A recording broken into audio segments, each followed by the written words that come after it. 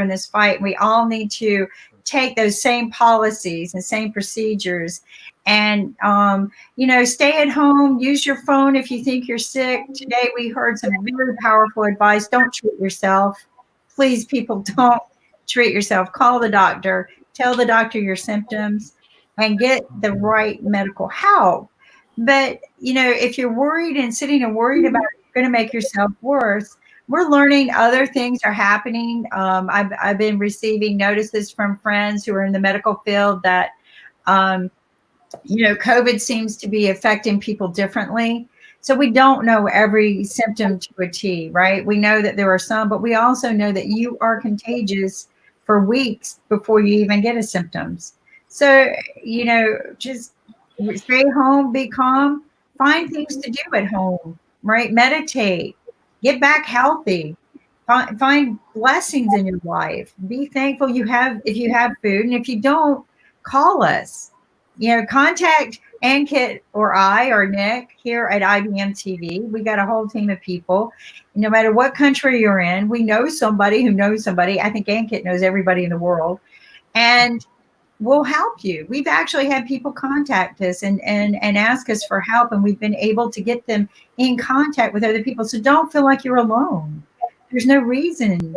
And, reach out to us for mental help. If you're sad, I'm sure we've got people who would be more than happy to help talk to you about how to become happy again. Because there's so many blessings. If you're still breathing and you can still smell and taste, this is what I told somebody today. I'm still breathing. I can still smell and taste. I have a blessing, right? and that's what we have to look at. We have to take our blessings first. And I think we're not doing that. Dr. Tula, welcome. Hi, Kim. How are you doing? All well? Oh, well, what good news do you bring for us today? So the good thing is that see, we are in a dilemma at the moment between two subset of people. There are people who are living with their families. Generally, people living with their families are doing better. I'm talking about from the mental frame, because ultimately I'm locked inside the house for hours and hours and days together. So I generally believe that the people mentally their health is much better who are living in together in a family setup. The big challenge is going to be for people who are living independently, because then you are living virtually in solitude, and despite all the uh, I mean networking facility which you have, still you don't have someone objectively to fall back on. Generally, people in families will handle this situation better than people living alone. And I think uh, even the elderly who are living in a family setup, they will always have a much better chance of passing this crisis easily as compared to people who are staying alone. So what we need to do basically is that, especially for people who are staying alone, we need them to have one, go day by day on as per each day. So they should have some kind of a schedule made for them so that it keeps them busy. So that means some amount of hours should be dedicated for work, some amount of hours should be dedicated for their hobbies or any leisurely activity. They have to keep themselves as busy as possible, maybe even more busy than their normal times. If they are able to do that, mentally they will be at peace. They will not panic. So it is very important that we make people understand that they need to be busy around themselves. This is a golden opportunity to introspect, to look at, fall back, do all the activities which you wanted to do and you were not able to do, without stepping out of your house. The only take home message is stay safe, stay indoors. The more you stay indoors, the less is the chance of you getting infected. And even if you are infected, the less is the chance of you passing on to others. That is more important at the moment. No, and I could not agree with you more. But there's something to be said about the mental state of minds. We've seen some people go crazy here in the U.S. already. Amity, I don't know if you read the news about people shooting people, and we have a high rate of domestic violence, very high rate, 12 million victims a year. And they don't really elaborate or report on this, but it is 12 million female victims a year, 24 million children a year in domestic violence. So, one part about bringing education back home kind of scared me for the children because their only relief from the domestic violence sometimes was the 5 to 6 hours they had at school. But you couldn't have brought home something. You brought up something, Dr. Tula, is that we need to find a way to preoccupy our time. Chess is a great way. Come on, Max, get us some chess things going on that we can help. Elderly can play chess. Women can play chess. Children can. It's free. It's not a game that you have to pay spend thousands and thousands of dollars for uniforms and training, right, Max? Yeah, that's right. And you can also play it online against pretty much anyone, anywhere in the world. Chess.com is actually the leading chess server. Actually, it's based in America. It's my favorite one, and it's just a great community as well as a great place to play chess. It, and it is a great community, and maybe a great way for people who don't have anything to do right now is to also, just because you make friends through all these chess people.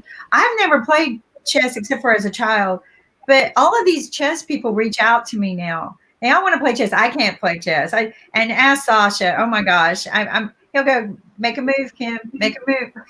I'll time out. But it's because my mind goes different ways when I'm playing chess. But chess teaches you to be focused. You can meet some interesting, fun people, learn some good habits. But, Dr. Tully, you bring up a point. There are lonely people out there. And I have brought this up as well, psychiatric wise. We need to help people establish a better mentality. And there's my buddy Ankit. And Dr. Mohammad, welcome. But Dr. Tula, what can we do? Because you bring up some good things about the elderly people. Our elderly people are usually sent to a care home facility, and they're all getting infected. I don't know how so many elderly home facilities became so infected, but all of our elderly homes are infected with this disease, and the people are dying fast. It's spreading in each of the So, homes. It's so so Kim, sad. the biggest reason is unfortunately the politicians not reading the writing on the wall, right? I mean, though I do believe, as I have always maintained, that the medical education, global medical education, firms have also failed us in the sense that WHO, they woke up very late. They should have, pulled the trigger much earlier. They should have red flag at a very earlier stage. They kept on dilly-dallying. Maybe, the economics got the better of them, whatever be the reason. I saw what happened over a period of time is maximum countries got it wrong because they unfortunately, one, did not see the writing on the wall, or they were not very aware of what was coming. So apparently whatever has happened has happened. Now is the opportunity to correct it at least. So I presume now maximum countries are getting some sense knocked into their politicians, and I'm sure this is going to become better over a period of time because so we've seen in US also. There are sporadic protests which are happening, but the governors are being hell bent on not, relenting on uh, releasing this curfew or a limited amount of lockdown, whatever they have. So it's very important that we need to understand that the geriatric population, that means the population of the age group of 60, is the most vulnerable. They are the people. The younger generation also has to respect them because they are the people who have built these nations over a period of time. They deserve dignity, and we should be very. I mean, the younger generation also has, I would say, a kind of uh, I mean gratitude towards them. So they should respect them and be careful that they do not end up being the super spreaders and spread this into these subset of people. We need to understand that the geriatrics are not the people who have gone over the hill. They deserve dignity of life, and we should be very, very careful in preserving that. Well said, Dr. Tula. I believe that we have to show gratitude and we have to show respect to each and every individual and or maybe human being, or maybe in fact animals as well. That is what we were not doing in the past, and now you can see what's happening around. And as far as the current situation Yeah, is concerned, yes, sir. Yes, Dr. Tula. please go ahead. So Please go ahead. Please go ahead. as far as the current situation is concerned, I mean, we are not respecting our doctors the way we have to. I'm not talking about India specifically, but around the world. I mean, I have seen a lot of, news and videos and articles that people are not, reflecting the way they should reflect towards doctors. Initially, we were talking about doctors are God and all those things, and then you have interrupted me that, treat us like citizens and respect us. And then it all happened the reverse side, and now people have started maybe doing different activities or maybe abusing or So things like that. I'll tell you what is happening way back. The kind of media reports which you are seeing, they Yeah, have an angle to it. We need to understand one thing. Please understand who are these doctors who are being assaulted the maximum. There are doctors from government organizations. yeah, Now we need to understand that I'm sure you have visited our government setups. I mean, maybe you've not gone in the near future, but you must have visited them sometime or the other. yeah, Now we need to understand they're always overflowing with patients, and the kind of patient care which is expected in a government setup is not going to match anyway what is going to be in a private setup, because the sheer numbers of volumes of people and the kind of infrastructure which is there in a government sector is entirely different. So sometimes what happens is that in the heat of the moment, the patient and their attendants who are coming, I'm not trying to justify them. What I am trying to tell you is that they come with a huge number of attendants along with them. And in their overzealousness to basically get the patient admitted or to, try to pressurize the doctors. So the doctors also need to understand that, though I know they are hard pressed at this moment, but apparently we have to have a little bit of a more of a human face in this scenario. I do acknowledge that hitting doctors or shouting or abusing them is not the nicest of way, which the people also should realize. But the doctors also have to be little more patient and little more, careful in their daily dealings with the people. Unfortunately, what is happening in the government sectors is that they do not have too much protection, and I mean the doctors and the paramedical staff is also being left to fend on their own. So what is happening is that there is a lot of negativity channeling inside all of the people around. So what happens is when there is a kind of clash happening between the doctors and the patients, which should not happen. So apparently we need to introspect both as the doctor's level also as the patient level also. We need to respect both viewpoints and each other. If we are able to do that, I think it will be better off. If we're not able to do that, then we'll keep on going on this spree only. but my question was not concerned only about India, because I've seen news from US and other countries as well that US is firing a lot of doctors. I don't know why. And same happening with Italy, because they don't have the required gears, and doctors are not. Not doctors, maybe medical staff.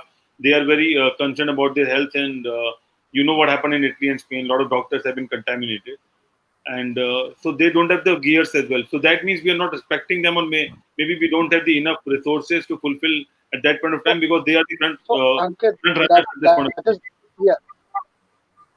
Yes, sir. So that has been the challenge, because please understand that normally, let us presume that I am in a corporate office. Normally, what happens is we have around 10% of PPE at all time during the year, right?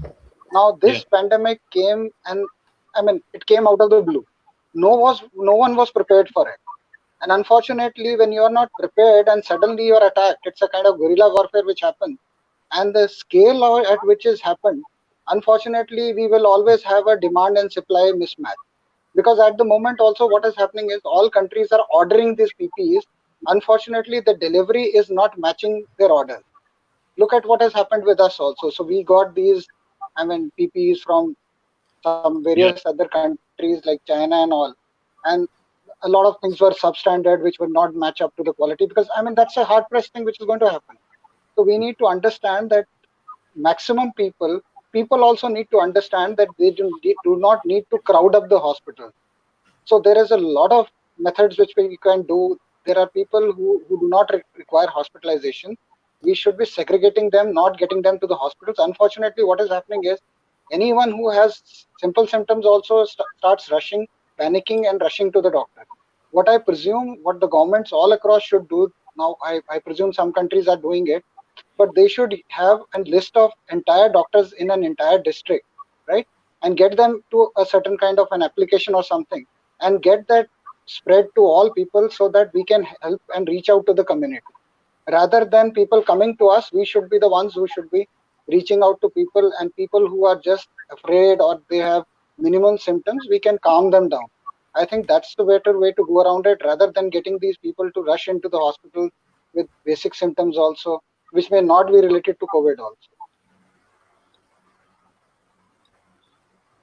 Well said, sir. So, I mean, I got your point, but I mean, generally, there should be some guidelines for doctors and how to protect them and how to deal with them, because today is COVID, maybe tomorrow something else, and then doctors are or medical staff are the front warriors, I mean, runners. And you know what's happening in India? A lot of ambulance people, they don't have the required PPV, still they have to carry the patients, and a lot of vice versa things going around. So, do you think our medical association should come up with some kind of guidelines? So, because these things have to be followed up, because I mean, viruses like this can spread Ankit, at any point of time. Ankit, unfortunately, we have to accept that. See, what are we trying to do? We are trying to dig a well when we are thirsty. Yeah. This is what has happened, right? It's been years and years when we could have managed to do this better, but no government, I'm not blaming this government or the previous or whatever. I mean, healthcare was the last priority on our mind. Look at a country like Canada. Look at the country. Sasha comes from that part of the place. Look at a country like Australia. I'm sure they'll be doing better than us. Because what has happened is there, the people, every health, I mean, they have a health insurance. I mean, that's a very regularized, good kind of a health cover which they have, right? Yeah. So they're not, or a New Zealand. They have a very beautiful, structured program on that. Now look at USA. Where are they failing? Because unfortunately they have these health insurances, but there are riders in them. Yeah. So when you have riders in them, then you have tweaking here and there, because ultimately it's a capitalist country. I'm not saying that I am against capitalism, but what I'm trying to tell you, understand, is that health has to be a social subject. We need to understand that the WHO, all the organizations always said health for all. Now, where is that health for all? I know. I mean, despite 50, 60 years of their existence, there is no health for all. Yeah.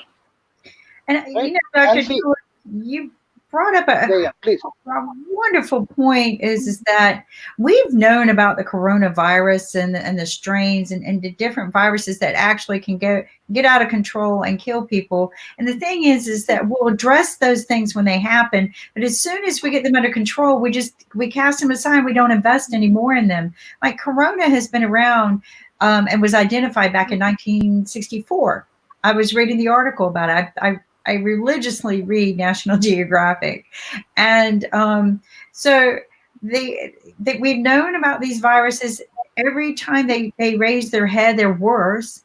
We fix it temporarily, then we don't keep investing in it. Why? Why do we stop investing in finding a real cure? Why do we stop? The big reason for that came is that, see, the countries you were talking about is the Southeast Asian countries, like you said Singapore, you said, right. I mean, look at these Hong Kong and all these countries. Look what has happened with them. So they had MERS, they had SARS before this, right? So apparently they were more war ready because they had already had catastrophes in their over a period of time. So they were much better ready with this because they knew that something like that can recur anytime. Of course, they were not ready for COVID, but they were ready for something like that, right? And look at what has happened to countries who were living in oblivion. Country like in USA was never, I mean, so since they always believed that this is the other man's problem. Unfortunately, we need to understand with this globalization, there is no other man's problem. Yeah. Look at the way we treat Africa at the moment. This is we treat them like second-hand citizens of the world. Sir, do you believe that we are missing the line, and we should treat everyone like a global citizen and not a citizen of a country, and then WHO should take important roles in doing it? because what happened with WHO Yes, in of course. recent I mean, days, we need to understand US have blocked these ultimately we need to understand. Go ahead. Go Yes, ahead. sir, please do it.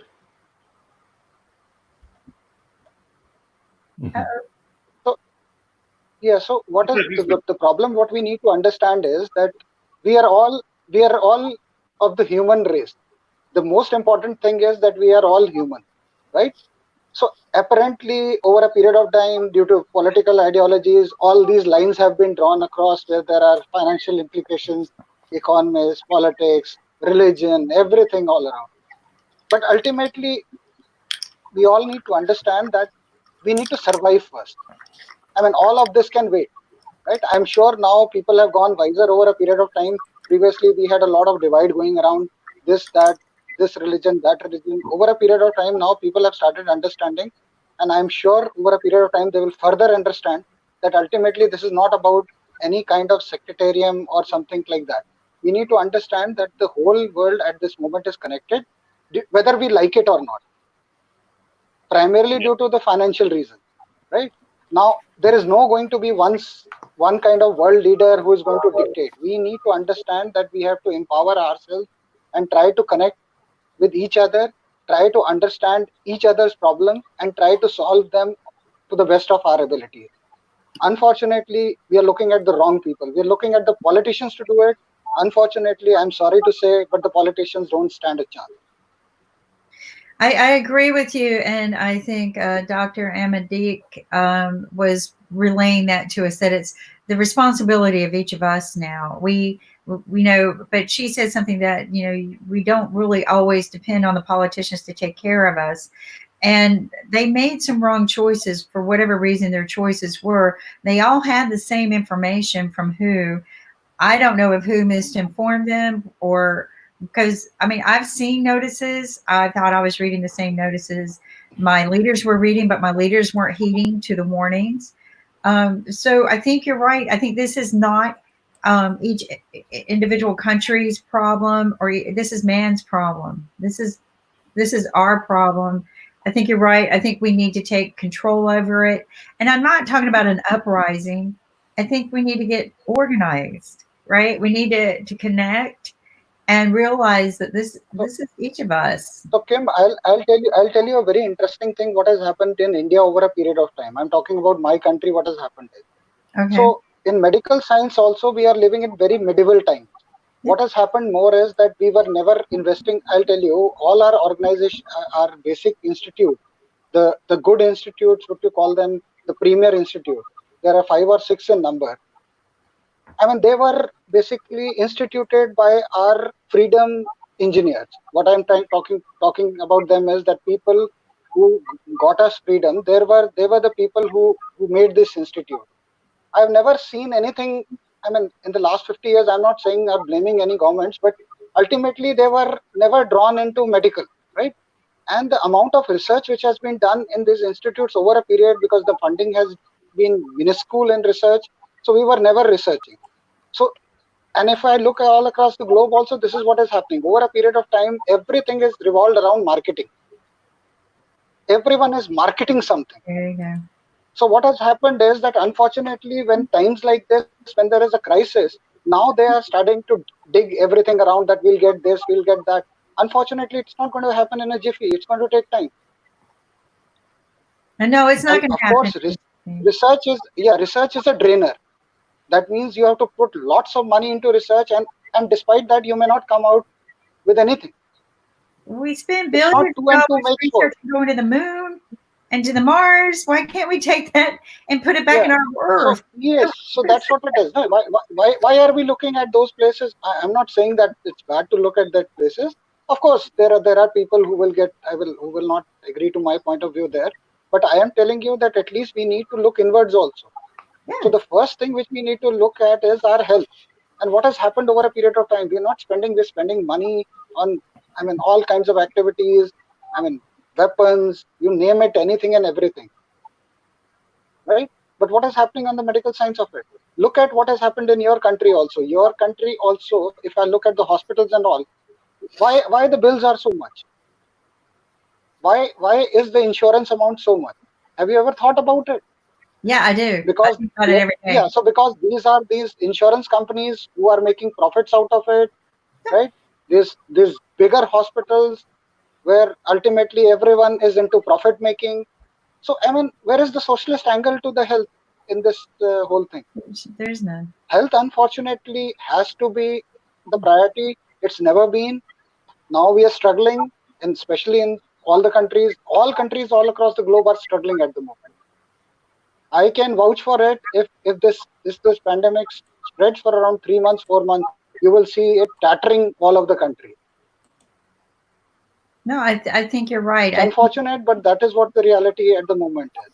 Well, it's all based on, I think we were talking about it earlier, is getting back to our own human respect. And when we start respecting and everything, this will calm down and we can do the research. But research is respecting. If we put research into human health care, then that is respecting. We got to get back to respect. We got to get back to the common basics of the reason why we're on this earth. The good thing out of all of this is the earth has cleaned herself, right? We've all stayed home. What does that say about go to your room, for a while and stay for a couple of weeks and let me heal my earth, right? Mother Nature sent us to our room. But I think the reason why we're struggling and suffering is our leaders. They don't know how to deal with this, and I think we got to get back and we got to take control over it. And again, I'm not talking about uprising. I'm talking about organizing and connecting and understanding what you guys are going to be doing. You know, um, are we ready to re-enter? Let's talk about that before anyone re-enters into the workplace. How are we going to do it? What are the policies? What are the enforcements? How is this? Are the doctors going to be prepared for it if we get reinfected? Do we isolate hot zones? Right. So maybe So we get. what is going to happen? So what is going to happen in the corporate hospitals? At least I am privy to that. Corporate hospital means the private hospitals in India.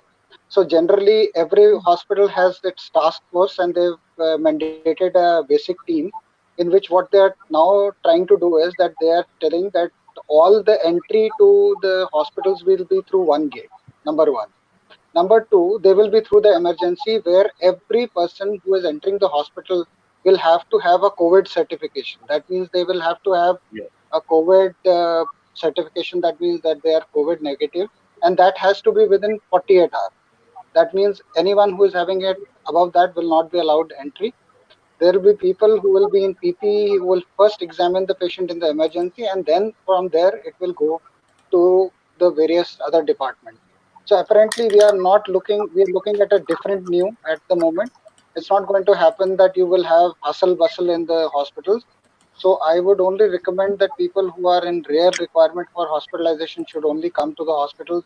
People who can stay away should avoid, I mean, because that is the only way it is going to happen.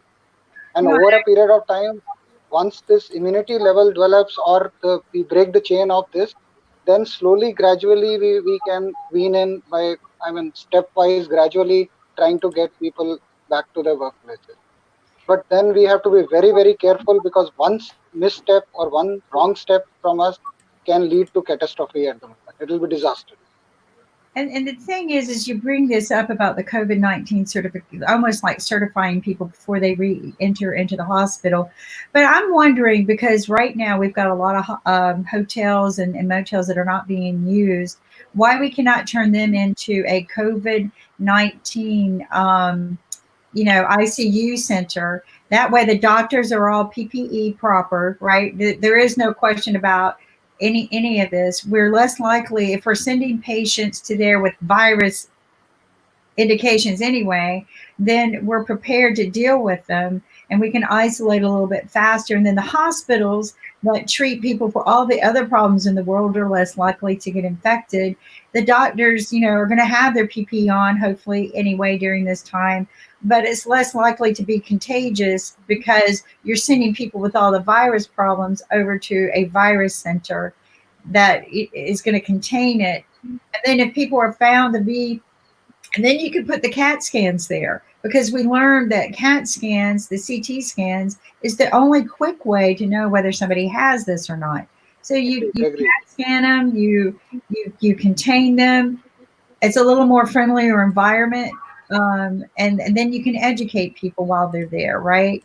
Um, but then you separate them from the hospital, which to me should be for all the other medical problems, a broken leg, you know, a stroke, and things like that. You're less likely to bring COVID into the hospital, is what I'm trying to say. I have a question for Dr. Tola. That before COVID, you must be seeing hundreds of patients every day, and not about you, maybe a lot of doctors. I mean, you know how the doctor practice in India because of the overcrowded situation. Is there any guidelines change, or is there any way you will change your, I mean, way Question. you diagnose or see the patients post COVID? So I Or have think the most important thing is technology is going to play a great role now. Honestly speaking, we have leapfrogged, or I would say that what would have happened 10 years down the line has now happened thanks to COVID.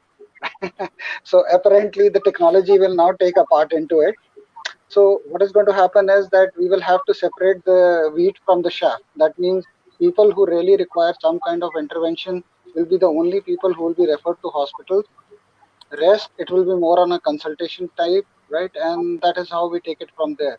And if we have to do something like some procedures or something where we require them to get to the clinics or the nursing homes or the hospitals, then they are the only people who will be called, right? I presume that time has made us very vain. Humankind has become vain. So the vanity has to get down. We need to realize that, I mean, ultimately our requirements are few. Unfortunately, yeah. this this moment has taught us that we need to understand that we need to first survive, we need to live, and then enjoy the other things of life, right?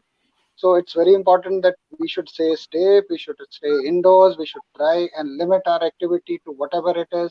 Unfortunately, my personal view is that I don't see this going anywhere.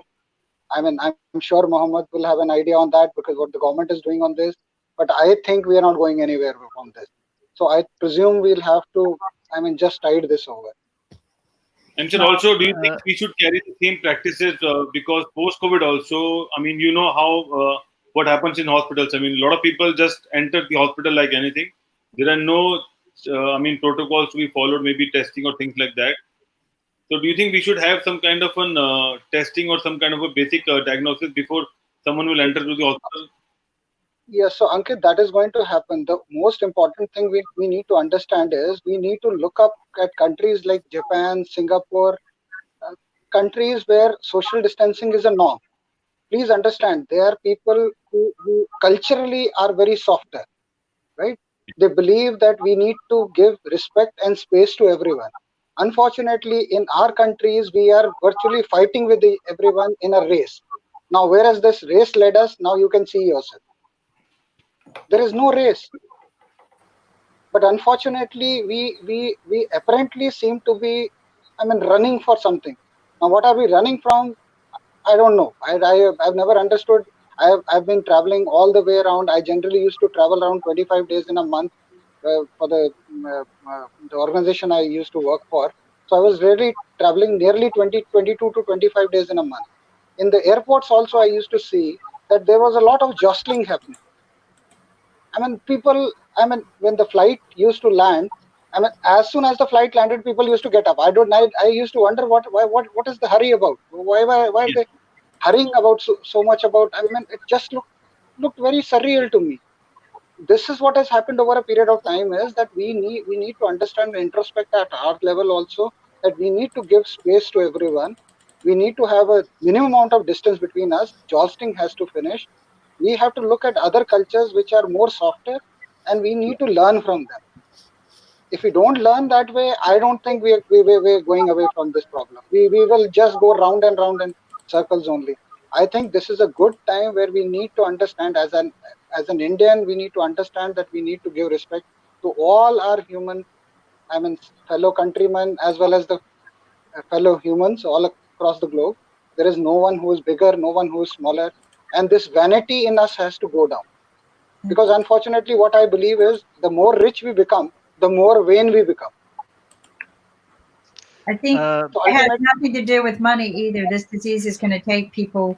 Hmm. I read where people found out in that they have COVID, and 3 days later they die. And these stories are popping up everywhere. And they're not fake stories. They are on their Facebook. This isn't he said, she said. I go Yeah. straight to the real Facebook, and it'll show that they just passed away. But if you look in their thread, they'll go, I just was diagnosed with COVID. Please pray for me. And then 3 days later, they died. And so these are real people that they're real stories. I'm not going by the he said, she said, I heard on the grapevine. I'll go, if I hear on the grapevine, I'll go look it up. But you're right. This is not about money anymore. This is about humanity, respect, respect. We got to get back to respecting ourselves, respecting others.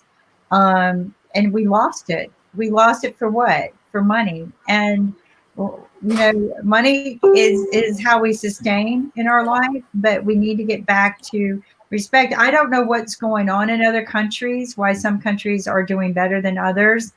I think that it will keep coming back to haunt us. People ask me, Kim, what are you going to do when we're released? What's the first thing you're going to do on May 1st? I go, what's May 1st? And they go, well, the president said that we could all go back to our lives on May 1st. And I go, I'm staying home. I'm not going to listen to a word. One, I'm not going to believe him. Two, I'm going to sit back and see what happens to you guys. And I'm going to wait, and I'm not going to go out in 1 week. I'm not going to go out in 2 weeks. I'm going to wait another 21 days. So, because to me, it was a 90-day process anyway. We haven't been 90 days. May 1st is not 90 days. So I think that in 90 days, if we wait 90 days, we get it under control. We understand where our hot zones are, and we're going to have a lot of work treating them and cleaning it up. That doesn't mean it's over. Just because we hit our peak doesn't mean it's over. Australia has been a good example of this. Right, Willie? Absolutely. Okay, Willie, share with us what's going on down under, Meg. Good day, mate. Okay, Mike. Hey, you know what? You got a friend next to you, Max. He's from Australia, though he's in Vietnam right now, but he's from Australia. Good. Grandmaster. Yeah, he's a grandmaster. We come from the land down under. That's right. It sounds like the land to be at. So share with us how it's going in Australia. Yes. Kim, can I add up something? Yes, Yes. Mohammed. Please, please.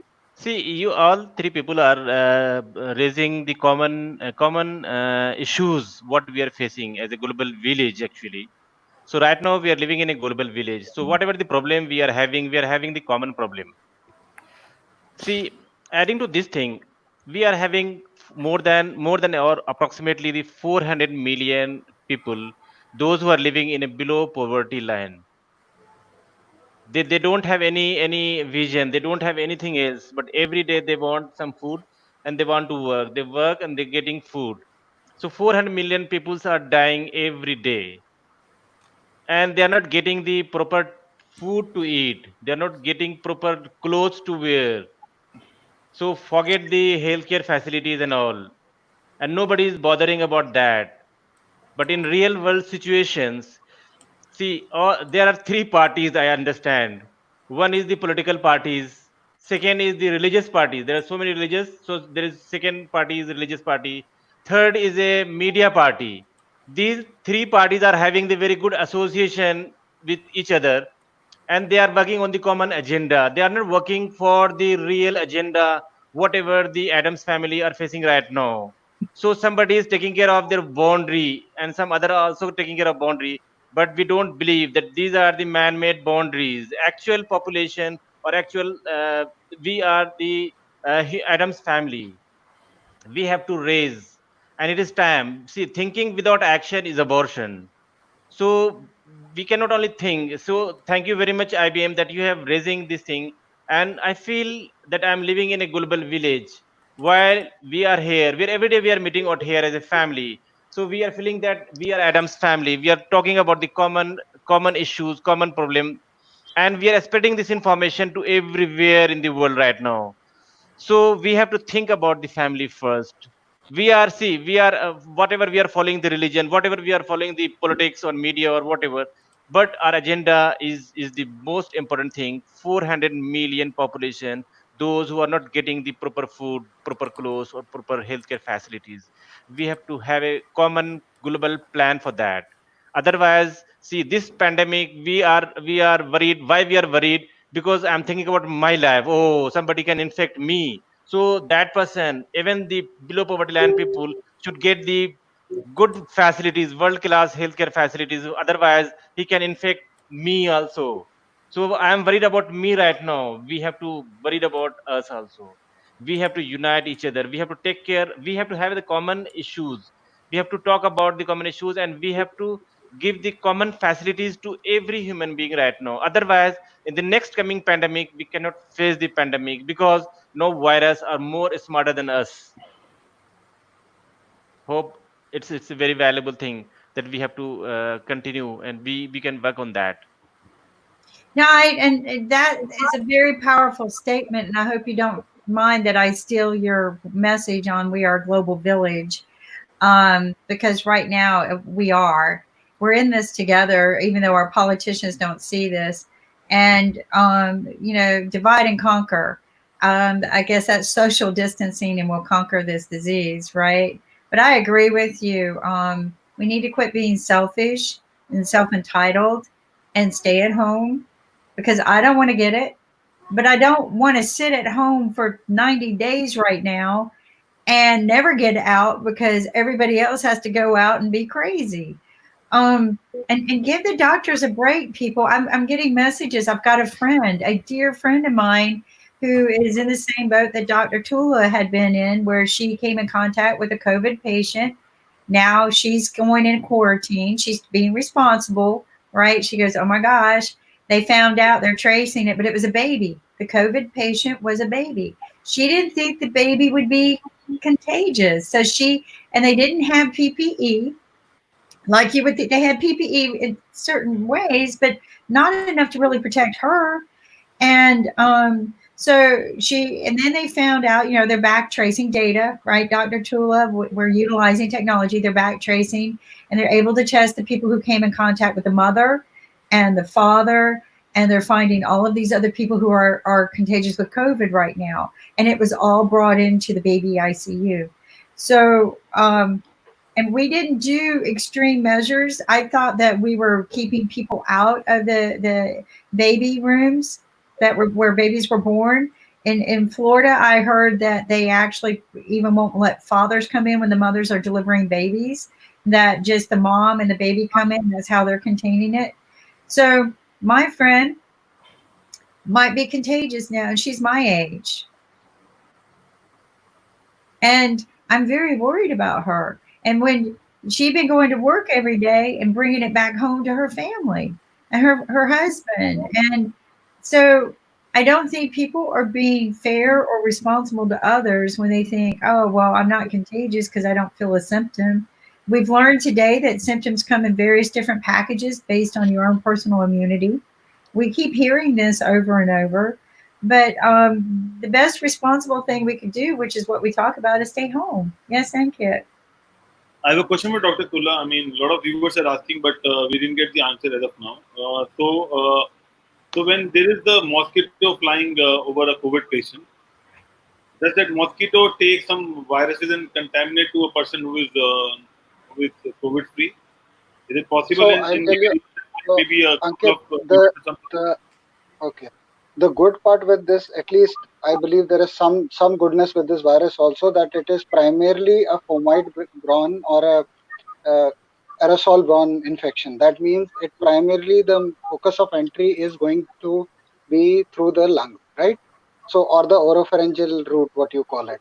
So apparently it has been seen, there is a lot of data to supplement that it is not a blood-borne infection. That does not mean that we should not take precautions, because I mean, there is not much known about the virus. Still, we are learning a lot about the virus, and viruses are always known to mutate, change over a period of time, right? But the good part at the moment is that it's not a blood-borne infection, so we should not be worried about mosquito bite with these patients, COVID patients also at the moment, right? So there has been certain kind of studies done, very limited amount. There was a German study which came where they uh, there were 9 patients in which they a very small subset of patients in which they tried to isolate the virus through all secretions. So the good part was that urine had no secretion at all. That does not mean that you cannot have an infection. I mean, there are labs involved in this urine collection and doing, I mean, centrifugation and all, but they are using proper precautions. And the blood levels of the virus also were very less. So apparently, the chances of you getting this virus through a mosquito is going to be very, very, I mean, rare. But Okay. all said and done, we should try to take whatever precaution we can. Primarily, it is a respiratory borne infection. Primarily, so what happens is, even if the virus is on your skin, if you bring your face too near to your hand or try to fiddle with your skin or do, I mean, rubbing of the nose, or this virus can enter through that. So we need to be very, very careful of what we are doing. That is the most important thing. And primarily at this moment, prima facie, we do not expect it to, I mean, a mosquito bite to cause this infection. Right. And sir, also a lot of viewers would like to know how they can take care of their skin while staying at home, because they're not able to go to these Yeah. parlors and follow a lot of, I mean, medicines, or So, maybe lot of so the yeah. yeah. So the first important thing to skin care is that what you eat shows on your skin, right? So you need to drink lots of water. You need to stay calm as much as possible. If you are a music connoisseur, you can listen to music. Try to relax as much as you can. Get at least minimum 7 to 8 hours of sleep. I would even propagate more sleep if you Yes. can, right? So because it is very important to sleep, because please understand your meals have to be straight on. That means you should, because it's a high stress scenario, anxiety may get the better of you. You may start eating a lot of chocolates at late night or have a sweet tooth at late night. So you should not indulge in all that. Break your meals into, because you're staying at home, there's a propensity to eat more when you're staying at home and you have nothing to do. So you should take care of that. You should build in a regimen which includes fruits, which includes salads, which includes your diet in a proper manner. Of course, there's a lot of Ayurvedic preparations like basic home stuff which you can eat to enhance your immunity. Apart from Doc, there, you should always, yeah. So you should Dr. always take Tula, care of your hmm, skin. Yes, ma'am. Yes, yes. I'm sorry. I'm sorry. Please Go ahead. continue. Then after that, I Please go will I ahead. will I will share. Okay.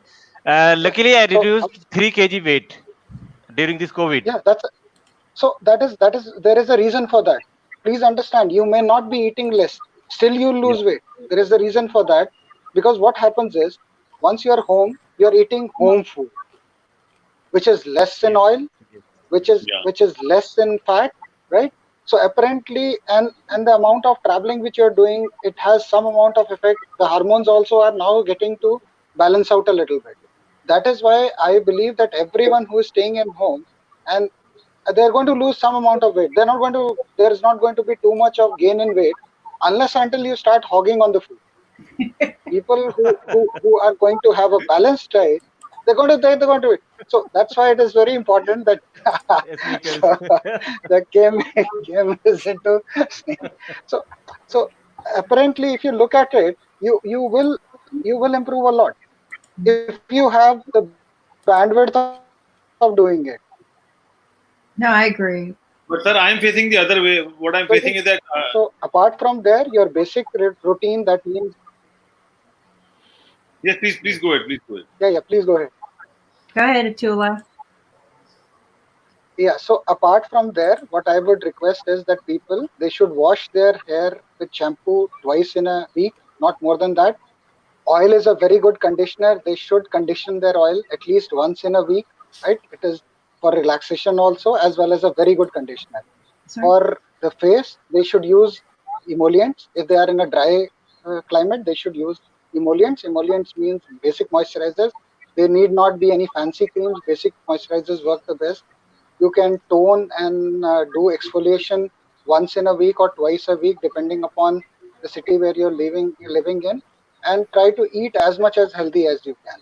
So this is the basic skin tip care which is there. You can use a lot of, generally you should try and not use lot of soap on you, because generally it dries the skin also. So there is no need to use soap every day for bathing. You can use it in alternate days, or maybe use body washes if you have the facility to use them, because I'm sure there is a lot of scarcity at the moment all across the globe, right? So these are some basic tips which you should follow, and that's the whole trick around it. And mark Dr. my word, Chula, no one is Yes. going to become worse on the skin after this epidemic. I can assure you that. In fact, you will see that people will glow more. I think Look, you're Willie right. is already glowing more. The first time I saw Willie and look at him, he's glowing more than what he was glowing at the moment. He's Am I just right, happy. Willie? Willie's just happy. He's always happy. He leaves his problems at the lemon tree. Willie, Yeah. yes, Yeah. how are you doing? I'm good. I'm good.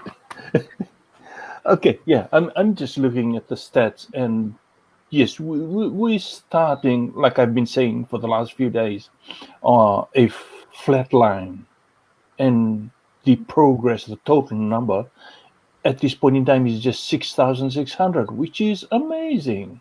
I mean, looking at the stats globally, Right. you No, know, I think we've done quite a lot.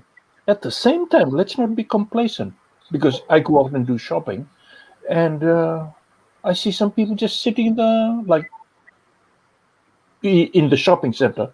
They've also got like cafes and things like that, and or just outside, just sitting there. I said, okay, guys, if you're not here to buy anything, just go home, because home is the safest place to be. You know, and it's sad. it is. Some people just feel entitled, like not being able to control their urge to, like, I just need. Yeah, everybody's got cabin fever. Everybody's got that. But you Oh, know, and it's just hard don't. because we're used to habits, right? Habit of going to the local coffee shop, Yep. habit of getting your nails done, habit of getting your hair done. And there's Nick, our boss. Hi, Nick. But and I got a question on the plastic surgery side of things. And I have my own plastic surgeon here in the U.S. Love him dearly, and I've never had face done. Never, never, never, never, never. Um, but how is this impacting your business? Because I know I can't even go see him. So how is this impacting your business? And are you dealing just with? Are you helping out with COVID, or are you? What's going on in your part of your world, and what are women going to do if we can't get to our plastic surgeon? So, Kim, the business is going to go down. I mean, there is no doubt about it. We don't expect the business to grow exponentially unless and until people get too desperate. And what I would suggest is that this is a good time to introspect into that also, because I presume that we will also have our ways and means around it. So that means that we will have to go into a lot of teaching and other stuff to make our ends meet on that count. This is a good opportunity for people who want to teach. They can reach out to their colleagues and all juniors and try to teach and impart as much as knowledge as we can. Because ultimately, we have to realize that the biggest problem in our sector also has been, I mean, we were not great teachers. So apparently, there is always this thing that we always were very reluctant to teach. Now we've realized that ultimately the percolation of knowledge is very important, and we need to reach out and teach others also. Because ultimately, the human life has to go on. I am sure people will survive. They will find new means and here and there. And unfortunately, we need to understand that the beauty business never dies. Women will always want beauty. So we have a very interesting thing. You know, when I was going through one of the literatures, they said that there is what is known as a lipstick index. So when the economy goes down, the sale of lipstick goes up. Right? Hey, There is this. Hey, This is a very that's interesting a thing. good Right? investment This is a point. very interesting thing, Let because me go what happens is check out the stocks for women that. start, yeah, so women start cheating. They believe that since they don't have the liberty or the money to spend for bigger extravaganzas, they will spend on lipsticks more. So ultimately, when so this is a rule with it, that when when the economy goes down, the lipstick sale goes up. So lipstick index, it is called in medical terminology. So these are We're going to call these this are very lipstick economy. That's right. We're going to call this. I'm going to We're call gonna carry that. L'Oreal. No, that's beautiful to hear, because you know why? Let me explain to you why. So I learned through makeup, with some of the world's greatest makeup artists, the two most emphasis points of your face are your eyes. So eyebrows. Yes. We always have to do our eyebrows first when we do our makeup, and your smile, because that's your frame, right? And the brighter your mouth is, the lips, the whiter your teeth look. So that's why it's just a little secret from women. That's why we do that. And but lipstick